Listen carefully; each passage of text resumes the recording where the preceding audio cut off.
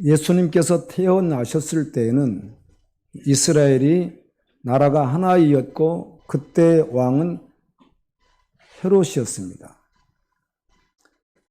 예수님이 태어났을 때는 이스라엘이 하나로 돼 있고 왕은 헤롯이었는데 예수님께서 30이 되어서 사역을 시작할 때는 이스라엘의 나라가 4개로 나뉘어져 있었고 그 나뉘어진 지역을 통치하는 사람들을 분봉왕이라고 합니다. 그래서 유대 지역은 빌라도가 통치를 했고 갈릴리 지역은 헤롯인데 이 헤롯은 헤롯 안티바스, 헤롯의 손주이죠. 이 사람이 통치를 했고 이두레라고 하는 지역과 또 다른 지역은 빌립이라고 하는 헤롯 빌립이라고 하는 헤롯 안티바스하고 헤롯 빌립은 어머니는 다르고 아버지가 헤롯 왕이라 같은 형제입니다.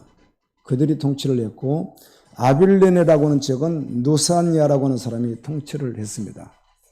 이 유대를 로마 나라가 4개로 쪼개가지고 분봉왕을 세워서 통치하게 하고 거기에 직접 통치자는 가이사 황제였습니다.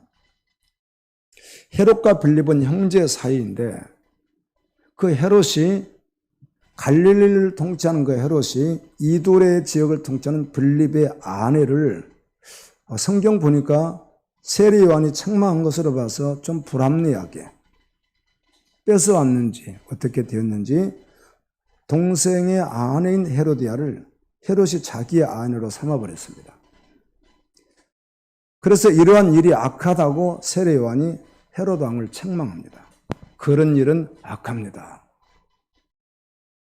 이 왕이 이 말을 듣고 헤롯이 세례 요한을 죽이려고 했는데 사람들이 선지자로 여기고 많은 사람들이 세례 요한의 그 말의 영향력에 계속 움직이고 있었기 때문에 죽이지 못했습니다. 그리고 감옥에 가두어 놓습니다.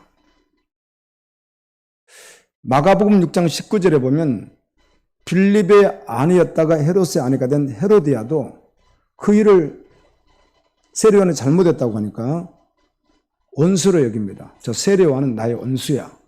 이렇게 헤로디아라는 여성이 원수로 여기고 있습니다. 정말 기회만 되면 죽여야 되는데 언제 죽이지? 이렇게 원수로 여기고 있었습니다. 마침 헤롯의 생일이 되었는데 생일날 헤로디아 딸이 왕과 신하들과 초청된 사람들 앞에서 춤을 췄습니다. 헤롯이 이걸 보다가 너무 기뻐서 맹세합니다.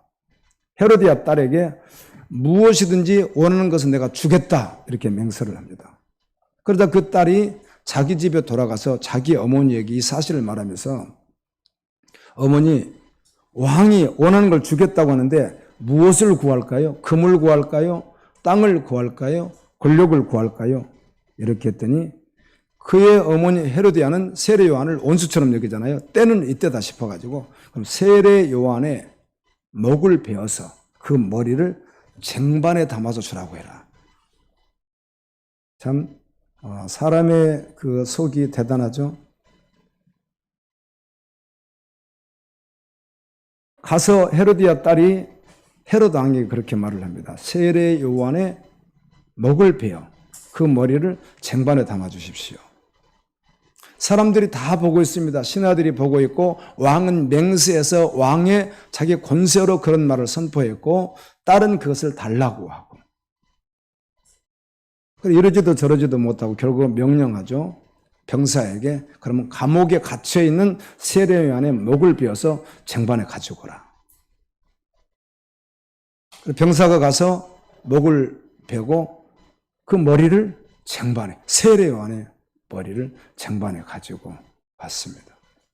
그 딸에게 주니까 그 딸이 그의 어머니 헤로디아에게 그것을 들고 갑니다. 오늘 말씀에 보면 세례 요한의 제자들이 와서 목이 없는 자기 스승이고 선지자였던 세례 요한이 목이 없잖아요. 이 위가 없잖아요. 그런데 그 시체를 가져다가 장사하고 또 들은 자들이나 또 제자들이나 다른 분들이 예수님께 가서 이 사실을 알립니다. 그런데 요한복음은 이 내용이 없고 마태, 마가, 누가복음에는 이 병영 구절들이 있는데 다른 데는 다른 멘트가 없고요. 이 마태복음 상황에서 보면 예수님은 그것에 대해서 아무 말씀도 하지 요한이 죽었다는 슬프다는 말씀도 안 하고 왜 그랬다냐는 말씀도 안 하고 한 말씀도 하지 않고 그냥 다음 걸음을 그냥 걸어가시는 모습으로만 기록이 되어 있습니다. 세례 요한은 예수님과 친족입니다. 여러분 성경에 누가복음을 통해서 알았듯이 예수님보다 몇 개월 먼저 태어났죠? 네, 잘하시네요. 6개월 먼저 태어났습니다. 세례 요한이 모기에 잘려 죽을 때가 정확히 예수님은 3년 반 동안 사역했는데 초창기인 걸로 봐서 6개월 먼저 태어났으니까 세례 요한도 30세가 되어서 사역한 것이거든요. 그러면 사역을 한 지 몇 개월 됐는지는 알 수는 없지만 이때 나이를 추정하건대 30살 아니면 31살입니다. 뭐 그보다 더 넘지는 않았습니다. 30살이든지 그렇지 않으면 31살이든지 그렇습니다. 아주 짧은 생애를 살았죠. 31살. 아주 짧은 생애를 살았습니다. 그리고 순교했습니다. 여러분, 세례 요한의 탄생과 죽음은 세상에 우연이 없겠고, 우리도 우연이 아니겠지만, 세례 요한 역시 탄생과 죽음은 전혀 우연이 아닙니다. 세례 요한이 죽은 것은 사고로나 실수로 죽은 것도 아니고, 질병으로 죽은 것도 아니고, 분명히 순교했습니다. 그런데 세례 요한의 출생과 세례 요한의 죽음 모든 것을 다 계획하신 분이 계셨습니다. 그분이 하나님이셨습니다. 그때 죽는 것까지도 다 누가 계획하셨어요? 하나님께서 계획하셨습니다. 세례 요한이 어떻게 태어났는지 누가복음 1장에 기록이 되어 있습니다. 아버지 어머니 모두 다 네이지파였고 아하론의 후손입니다. 그 제사장과 가문입니다. 세례 요한의 아버지는 제사장이며 이름은 사가라이고 어머니는 엘리사벳입니다. 누가복음 1장 6절에는 이렇게 기록되어 있습니다. 이 두 사람이 세례 요한의 아버지 어머니를 말합니다. 이 두 사람이 하나님 앞에 의인이니 주의 모든 계명과 규례대로 흠이 없이 행하더라라고 기록하고 있습니다. 예수님 당시 하나님을 믿는다는 유대인들 대부분이 변절되었고 타락했습니다. 제사장들도 얼마나 타락했는지 그래서 예수님이 성전을 막 어때요? 청소하신다고 하시면서 엎어버리고 채찍을 만들어 쫓아내고 뭐 이렇게 하지 않습니까? 돈 바꾸면서 이윤을 챙기고 동물 가지고 마음에 안 든다고 캔슬시키고 자기들이 있는 짐승 사라게 가지고 눈먼 짐승 팔아서 돈도 많이 벌고 이런 일들을 성전에서 했거든요. 바로 그때의 제사장인데도 불구하고 세례 요한의 부모님은 진실한 믿음의 사람들이었습니다. 참 귀한 분들입니다. 그런데 이 부부는 나이가 많았지만 자식이 없었습니다. 제사장 사가라가 성전에 들어가 분향단에서 분향을 하고 있는데 이 분향단은 여러분 아시는 대로 번제단이 있으면 앞에 성소가 또 있잖아요. 그럼 성소에 들어가면 오른쪽에 떡상이 있고 왼쪽에는 촛대가 있고 앞에 분향단이 있고 그 앞에 휴장이 쳐져 있고 그 안으로 들어가면 뭐죠? 제성소입니다. 이 분향단에서 분향을 하러 들어갔는데 분향을 하는데 갑자기 오른쪽에 천사가 나타났습니다. 이 천사 이름이 누구죠? 가브리엘이로 되어 있어요. 가브리엘. 성경에 누가복음 1장은 가브리엘로 되어 있습니다. 다니엘에게 자주 오셨던 천사, 가브리엘 천사가 나타났습니다. 천사를 보니까 성경의 대부분 모든 사람들이 어때요? 놀라고 무서워하고 두려워하고 그렇습니다. 그 영물인 천사를 인간이 보면 다 두려워하더라고요. 이 사가라도 동일한 반응을 보입니다. 그때 가브리엘 천사가 사가랴에게 무서워 말라. 항상 그러죠? 무서워 말라. 너의 부부의 간절한 기도를 하나님께서 들으셨다. 아마 그들이 자녀를 달라고 기도했던지 어떻든 간절한 기도가 있었나 봐요. 이들이. 근데 그 기도를 하나님이 들으셨고 응답해 주신다. 아멘. 이렇게 알려주시면서 내 아내 엘리사벳이 아들을 낳으리니 그 이름을 무엇으로 지어라? 요한이라고 하라. 요한. 미국에 하면 이름이 우리나라는 김씨가 제일 많죠. 김씨. 김이박 그러나요? 그런데 미국도 뭐 이름 가운데 존이라는 이름이 정말 많대요. 존하고 앞에서 사람들이 있을 때 부르면 쳐다보는 사람이요. 3분의 1은 된대요. 예, 존이 요한이니까. 네. 요한이라고 하라. 이걸 누가 다 하시는 거죠? 하나님께서 다 계획하신 거예요. 이름까지도 다 줬어요. 이걸 수태고지라고 해서 특별히 하나님께 천사를 통해서 어떻게 태어나고 무슨 일을 하고 어떻게 할 것을 다 알려주는 내용이요. 예수님처럼 그렇게 했죠. 그리고 이렇게 말씀합니다. 그 세례 요한을 인해서 너도 기뻐하고 너희 아내도 기뻐할 것이요. 당연히 기뻐하죠. 기뻐하고 즐거워할 것이요. 많은 사람도 그의 태어남을 기뻐하리라. 그의 태어남을 다 기뻐하리라. 아멘. 근데 예수님은 가룟 유다에게 뭐라고 하시죠? 그는 태어나지 않았으면 좋을 뻔했다가 아무도 기뻐하지 않았다는 것이죠. 그 기뻐함은 헛된 기쁨이었고요. 그런데 세례 요한의 태어남은 너도 기뻐하고 너희 아내도 기뻐할 것이고 많은 사람이 기뻐할 것이다. 이는 세례 요한은 하나님 앞에서 큰 자가 되며 아멘. 포도주나 술을 마시지 않으며 아예 모태로부터 성령 충만을 받을 것이다. 아멘. 특별히 하나님은 그를 쓰시기 위해서 역사하실 것이다. 그가 사역을 하면 이스라엘 자손들을 하나님 곧 그들의 하나님께로 많이 돌아오게 할 것이다. 회개의 말씀을 선포하고 또 요단강에 세례를 주면서 그들을 회개해서 하나님께로 많이 돌이키게 하는 일을 할 것이다.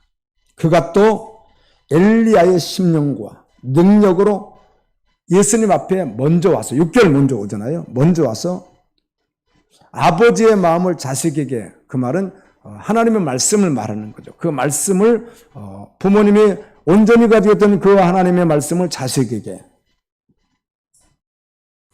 또 하나님께 불순종했던 자들을 하나님께 순종하고 슬기롭게 돌아오게 하고 예수 그리스도를 위해서, 하나님 나라를 위해서 백성들을 준비시키는 일을 세례 요한이 할 것이다. 사명이 어마어마하죠. 근데 그 사명 우리 다 가지고 있습니다. 세례 요한만이라고 우리가 한정 지을 수 없잖아요.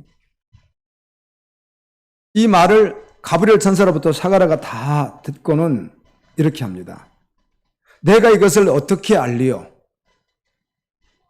내가 늦고 아내도 나이도 많은데 자식은 어떻게 태어나겠습니까?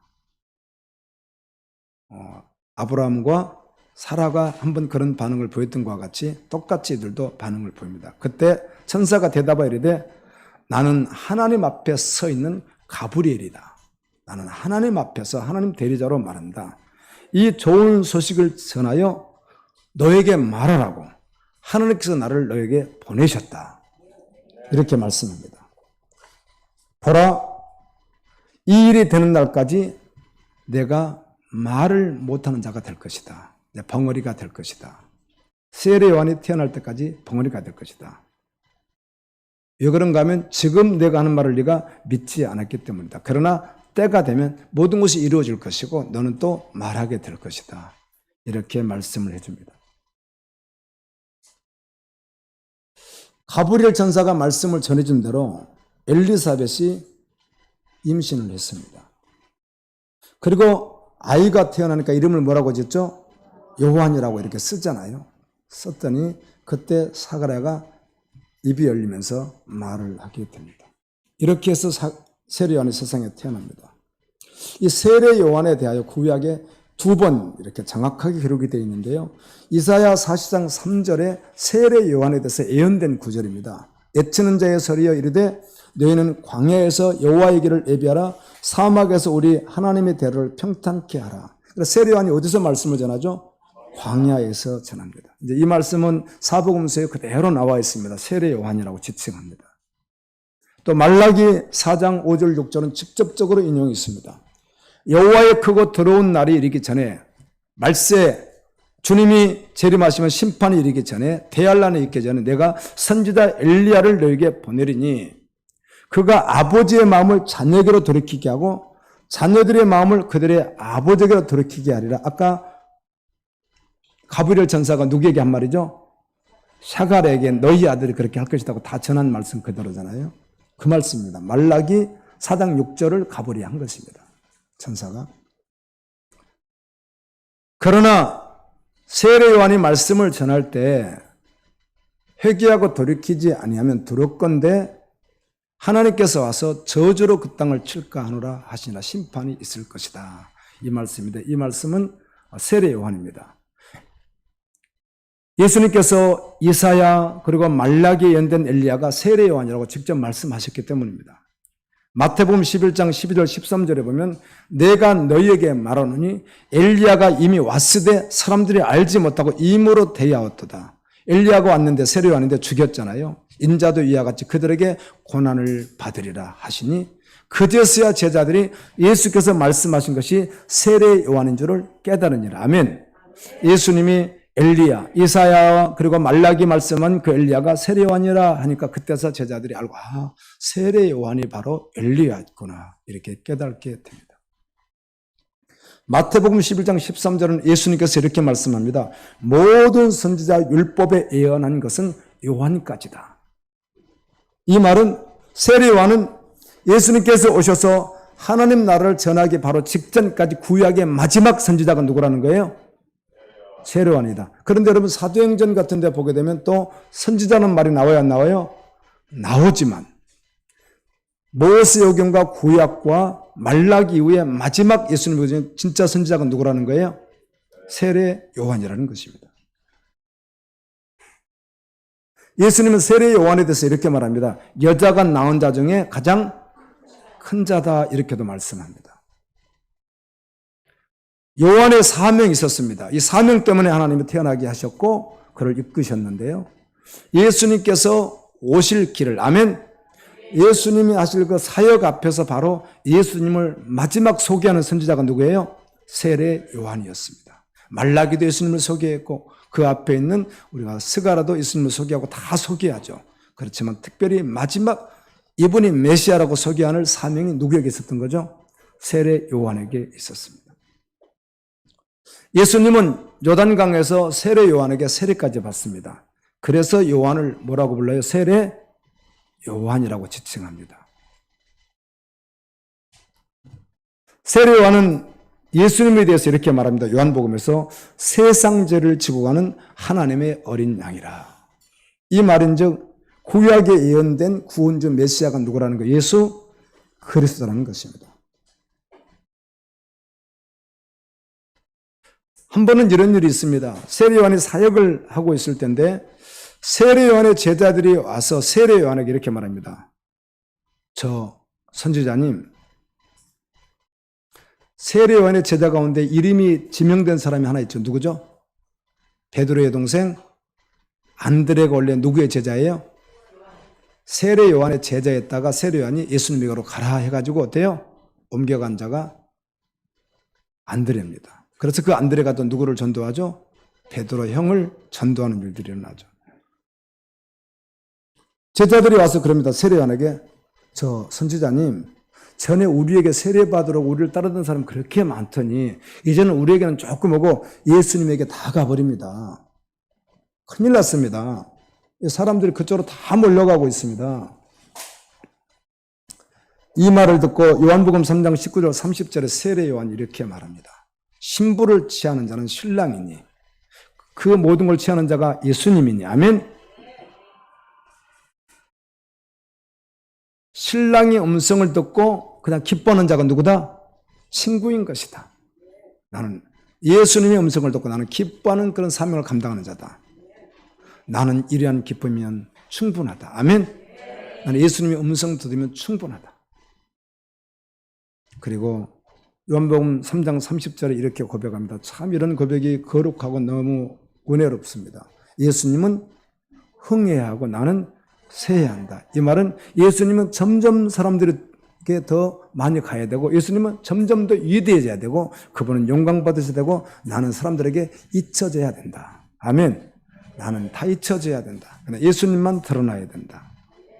참으로 신실한 주의 종이었고 사명에 의해서 살아갔던 사람이 세례 요한입니다. 세례 요한의 사역의 현장이 마태복음 3장에 기록이 되어 있습니다. 세례 요한은 유대 광야 요단강 근처에서 말씀을 전합니다. 이것이 바로 사해바다 근처거든요. 저는 그곳에 가보았습니다. 갈릴리가 있고 사해바다 있고 위에 이제 사우디아라비아가 이렇게 있거든요. 그런데 이 사해바다 옆이 유대 광야가 있습니다. 굉장히 높습니다. 이쪽에 요단강 건너서 요르단 쪽에도 굉장히 많습니다. 광야가. 그쪽에서 이스라엘 백성 40년 동안 살았던 장소잖아요. 또 건너와도 이쪽도 광야가 굉장합니다. 뭐 차 타고 계속 갔는데요. 정말 나무 하나 별로 보기가 어렵고 어쩌다 있긴 합니다. 보기가 어렵고 풀 한 포기도 보기 어렵고 어떤 곳은 아예 아무것도 없습니다. 풀나무 한 가지도 없어요. 그냥 아주 삭막합니다. 그런 지역도 있고 어떤 데는 우리가 말하는 그 씨띠나무 이렇게 굉장히 보잘것없습니다. 가시나무처럼 생겨가지고 막 꼬불꼬불하고 아주 볼품없는 그런 게 간혹 있기도 하고 또 정말 들풀 필요 없는 들풀들이 잠깐 있기도 하고 그냥 그 정도가 광야예요. 그런데 이 광야에서 말씀을 전합니다. 아멘. 마태복음 3장 4절에 보면 요한은 낙타토롯을 입고 허리에 가죽띠를 띠고 사실 구약의 선지자들이 주로 많이 하고 있었던 모습입니다. 낙타토롯을 입고 허리에 가죽띠를 띠고 동물띠를 띠었다는 것이죠. 보통 왕들은 금띠를 띠잖아요. 음식은 메뚜기와 석청이었더라. 메뚜기는 내기에 나와 있듯이 정한 음식입니다. 메뚜기는 먹어도 되는 음식입니다. 사실 이 모습은 당시 사람들 속에서도 가장 가난한 사람들의 모습입니다. 우리 같으면 천민 있고 뭐 이렇게 있었듯이 가장 낮은 사람들이 하고 있는 모습입니다. 이 모습이. 세례는 모습이. 청빈한 생활을 했고 천국의 소망을 두고 이 땅은 바라보지도 않고 하면 오직 주님의 길을 예비하는 그 일이 전부 되어서 살아갔던 사람이 세례 요한입니다. 그리고 그곳에 찾아오는 사람들에게 회개하라고 얼마나 담대하게 외치는지 모릅니다. 아멘. 그 시퍼런 칼날과 같은 유대인들이 왔을 때 이 독사의 자식들아 회개에 합당한 열매를 맺어야지. 너희가 믿는다고 너희가 아브라함을 조상이라고 피도 너희가 그 피가 흐른다고 하고 너희들이 잘 믿는다는 것이지 아니라고. 너희들은 지역 백성이라고 회개하고 돌이켜라. 아멘. 정말 강력하게 외치죠. 세례 요한이 두려울 것도 없습니다. 한눈 한번 팔지 않고 사명을 감당합니다. 또 그의 부모님도 사가라나 엘리사벳도 영적으로 칠흑같이 어두울 바로 그때 사람들이 다 변질됐을 그때 그들은 어땠어요? 여호와 신앙으로 신실했던 사람들입니다. 아멘. 하나님께서 천사 가브리엘을 통하여 하나님 뜻을 다 그의 부모에게 전하게 하시고 세례 요한이 어떤 사람이고 어떻게 태어나고 무슨 일을 할 것이며 이걸 다 이야기했던 사람입니다. 그런데 사역을 시작한 지 아마 어쩌면 1년도 채 되지 않을 때 30살, 31살 때 하나님은 그를 비참하게 어때요? 병사의 칼에 의해서 목이 베이게 해서 순교하게 하셨다는 말씀입니다. 아멘. 우리 이 말씀을 듣고 슬퍼하지 않습니다. 하나님이 하시는 그 너무 거룩하고 고고하고 정말 엄청난 귀한 일에 대해서 감동하고 아멘 할 수 있습니다.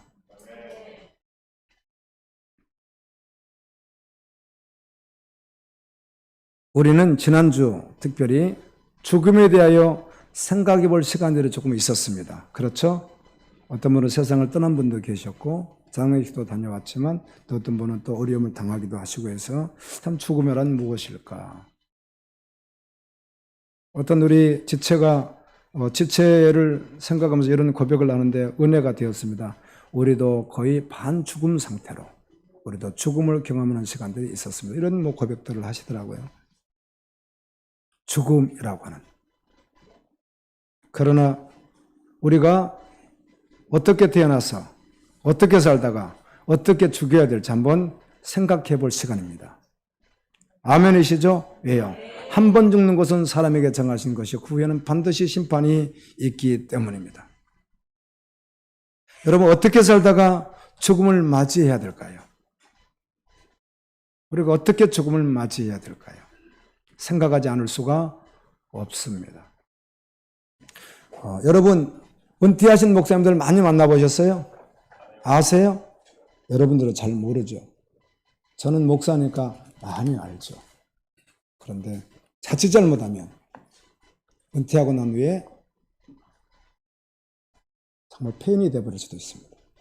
그건 사역할 때 주님의 종이 아니라 싹군이었기 때문에 그럴 수가 있고요. 또 그렇지 않을지라도 대부분 신앙생활을 잘 못합니다. 독특하죠. 저는 항상 염두에 두고 있습니다. 늘 고민하고 기도하고 내가 마지막 주님이 언제 부를지 알 수 없지만 그 부를 때 내가 마지막 모습이 어떻게 해야 되겠는가. 그럼 기도의 자리를 절대로 떠나지 않아야 되겠다. 아멘. 그러면 기도의 공동체 안에 있어야 되겠다. 홀로 잘 돼요? 안 돼요? 안 되거든요. 아무리 한다고 해도 홀로 20년 이렇게 버티기가 쉽지 않거든요. 홀로 떨어져서. 그래서 할 수만 있으면 기도의 공동체 항상 있어야 되고 힘만 되어지면 봉사도 하겠고 그리고 기도의 공동체는 늘 함께하고 기도하고 싶을 때 언제 나가면 기도하는 사람들이 365일 기도하고 계시거든요. 서산만 가도 청주만 가도 365일 열방기도센터가 뭘 하고 있어요? 계속 기도하고 있습니다. 여러분 365일 동안 노테이션으로 아무나 들어가서 하면 됩니다. 혼자 10사람이라도 상관없이 그냥 들어가 같이 하면 됩니다. 자, 마지막에 하느님 나라 분과 선교 완성을 위해서 기도하는 공동체와 함께 할렐루야. 그리고 힘이 되어지면 단기 선교도 가고 그러면서 마지막을 보내다가 땅끝 어디선가 죽으면 천국 한복판에서 만나야 되겠다. 그건 요즘에 확실한 것 같아요. 그런 마음들이 그렇게 마지막을 맞이해야 되겠다. 어떻게 맞이할지는 알 수 없죠. 그러나 그렇게 소망하고 살아가고 있습니다. 아멘. 여러분 어떠십니까? 너무 젊으셔서 우리 갈보리 지체들이 다 젊으셔서 그래도 아무도 알 수 없잖아요. 우리는 내일 일을 모릅니다. 영원한 안식을 맞이할 때까지 히브리서 4장 안식 아멘. 너무 좋았어요. 오늘 다니엘서 12장도 다니엘서 마치면서 너무 좋아요. 다 귀결이 돼요. 하나님의 나라예요. 성경은 언제나 그래요. 천국에 입성하는 그날까지 주님 뜻대로 살 것을 또 한 번 결단하는 시간 되시기를 예수님의 이름으로 축원합니다. 그렇지.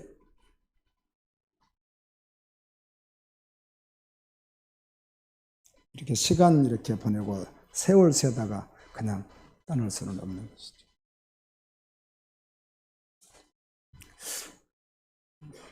제가 편지도 쓰고 칼럼에다가 편지를 올리는 게 좀 부끄러웠는데 목사님 올리시면 우리도 보게 좀 올려주세요. 뭐 그런 분들이 한두 분 계셨는데 그래서 올렸어요. 편지를. 하지만 뭐 너무 또 은혜로 보세요. 어떤 지체에게 가서 줬던 편지고요. 그 밑에 내가 조금 더 댓글을 달았는데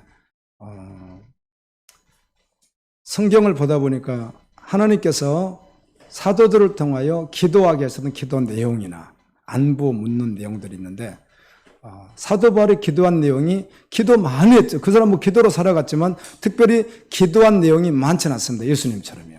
그런데 정확히 딱 세 군데 있습니다. 사도 바울이 기도한 기도 내용이 누구를 위해서? 성도를 위해서. 그 말인즉 하나님의 마음입니다. 이건 내 마음을 떠나서도 할렐루야. 그래서 그 하나님의 마음을 한번 여러분에게 전해드릴게요. 사도 바울이 기도한 내용이에요. 빌립보서에 있고 골로새서에 있고 에베소서에 있고 다 그렇습니다. 신기하게 옥중서신 속에 다 있더라고요. 그 기도 내용이 오늘 말씀과 연결이 되니까 빌립보서 1장 9절 11절까지 바울이 빌립보 교인들에게 기도한 내용입니다. 그런데 이 빌립보 교인들에게 빌립보서를 쓸 땐 어디서 썼을까? 언제 썼을까가 매우 궁금하거든요. 알고 싶으니까. 그런데 모두가 다 동의하기를 노마 감옥에서 썼을 걸로 봅니다. 노마에서. 여러분 아시죠? 노마의 감옥에 몇 번 갇히죠? 2번 갇힙니다. 한 번 갇혔다가 약간 자유가 있다가 풀려나서 2년 다시 있다가 다시 갇혀서 순교당하거든요. 그러니까 아마 이게 첫 번째일 수도 있고 두 번째일 수 있습니다. 노마의 감옥에 갇혔다는 말은 바울의 사역을 다 마친 끝자락입니다. 빌립보 감옥에도 갇히고 에베소도 갇히고 바울이 많이 갇히거든요. 마지막 끝자락이라고 보면 됩니다. 이따가 이제 세상 떠날 때가 다 됐구나 이럴 수도 있습니다. 그때 빌립보 성도들에게 보낸 편지 가운데 하나님 말씀 가운데 기도가 있는데요. 내가 기도하노라. 내가 빌립보 교회를 기도하노라. 너희 십자가의 사랑을 하나님의 말씀의 지식과 모든 총명으로 점점 더 풍성하게 하사. 아멘. 너희가 십자가의 사랑이 더 풍성하고 하나님을 아는 게 더 풍성하기를, 그래서 그것으로 말미암아 너희가 총명하기를. 아멘. 내가 기도한다. 너희로 지극히 선한 것을 분별하여 하나님의 뜻이 무엇인지, 하나님의 일이 무엇인지, 하나님이 아는 것이 무엇인지 정확히 분별하여 또 진실하여 허물 없이 그리스도의 날까지 이루고. 아멘. 거룩한 신부로 그날까지 이루고 예수 그리스도로 말미암아 의의 열매가 가득하여 너희가 이 땅에 살아가면서 의의 열매가 가득하여 하나님의 영광과 찬송이 되기를 원하는 것을 위해서 내가 기도한다. 주님의 마음입니다. 기도문이 이렇게 되어 있습니다. 여러분 다 찾아보세요. 이제 제 말을 듣고 마태복음부터, 아니 마태복음부터는 보시지 않아도 되죠. 사도행전부터 보면 됩니다. 제자들의 기도문 말이에요. 계시록에는 어차피 요한의 기도문이 없으니까. 골로새서 1장 9절 12절에 또 이렇게 골로새 교인들에게, 골로새 편지도 바울이 어디 있을 때죠? 감옥에 있을 때입니다. 이때도 동일하게 봅니다. 이로써 우리도 듣던 날부터 너희를 위하여 기도하기를 쉬지 않고 구하노니, 하나님께 구하노니 너희로 하여금 모든 신령한 지혜, 하나님 말씀입니다. 아멘. 신령한 지혜와 총명에 하나님의 뜻을 아는 것으로 너희들 가득 채우고. 여러분 이보다 더 좋은 기도문이 있을까요? 그렇죠. 네, 이런 기도를 여러분들이 집에서 많이 하십시오. 자녀들을 위해서도 하고 저를 위해서도 하고 지체를 위해서도 하십시오. 이 기도문 그대로 하시면 됩니다. 기도문을. 하나님의 영광의 힘을 따라 모든 능력으로 능하게 하시며 기쁨으로 모든 고난과 고통을 견디고 오래 참고 인내해서 마지막에 그날까지 이르게 하시고. 아멘.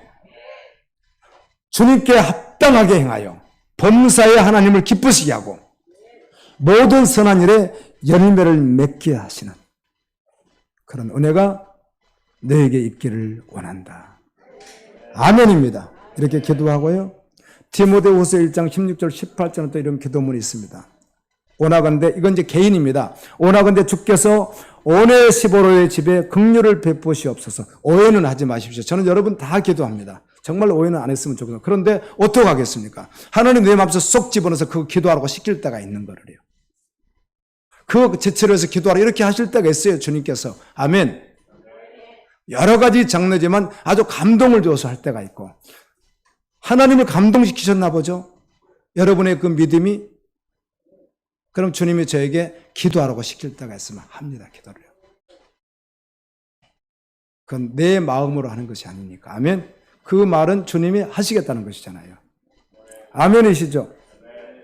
주님을 감동시키시면 감동되는 일들을 주님 주시겠죠?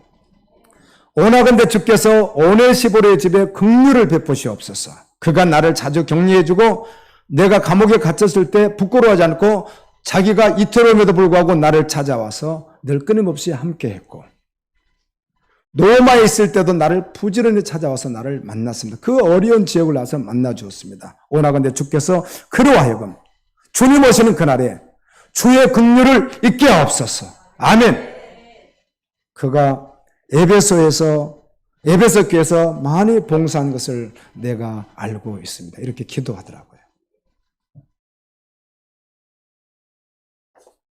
하나님의 사람 사도 바울은 셋째 안을 천국에 이끌려 갔다 왔습니다. 가서 보고 듣고 와서 사역을 합니다.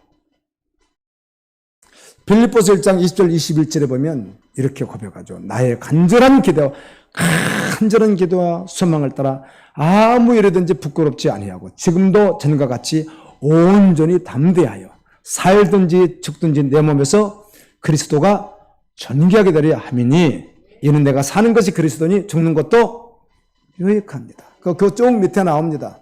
지금 내가 삶과 죽음 감옥에 있으니까 언제 죽을지를 모르니까 삶과 죽음에 끼어있는 상태에서 자기가 고백하기를 사실 지금 마음은 어디 가고 싶다? 주님이 지금 여기서 순교당하게 해서 먹배임을 당하던 해서 순교당하게 해서 지금 주님 그 보고 같은 그것으로 하면 저는 너무 좋겠습니다. 그렇지만 주님이 또 남은 사명이 있다면 남겨줄 것입니다. 그러면서 사는 것도 필요하지만 죽는 것도 어떻다? 유익하다. 우리 시편에 보면은 의인의 죽으면 무엇이 있다? 소망이 있다. 이렇게 기록되어 있죠.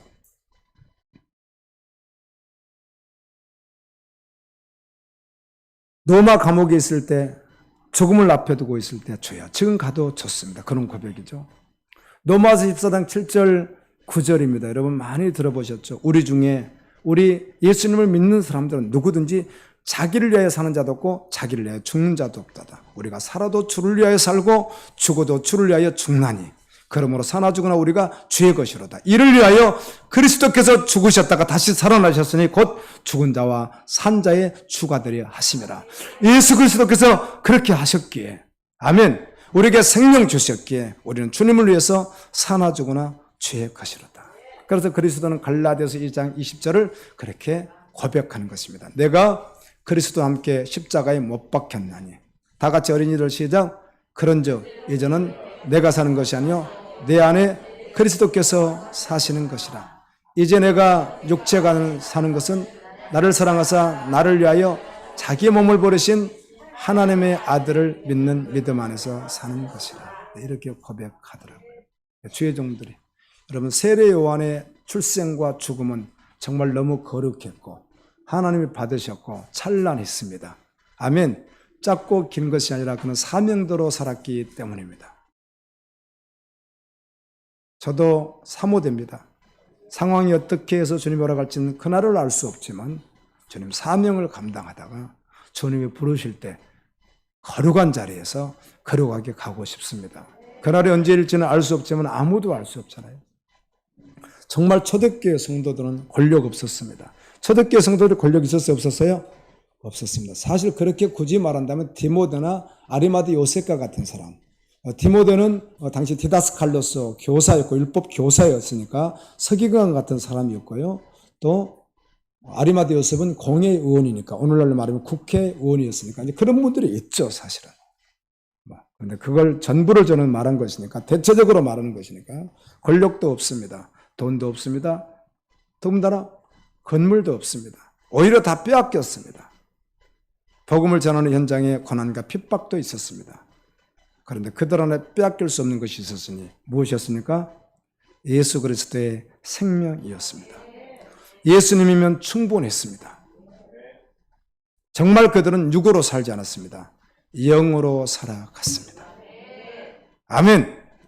육을 가지고 이 땅을 뒤두고 살지만 영으로 살기를 소망하는 여러분, 주님이 우리에게 주신 그 사명을 감당하고 마지막에 주님의 부름을 받는 믿음의 종들 되기를 간절히 축원합니다. 하나님의 뜻대로 순종하며 살다가 사명에 다하여 하나님의 부르심을 받아 세상 떠나는 그날이 여러분에게 소망되기를 원합니다. 우리 다 같이 한번 주신 말씀 기억하면서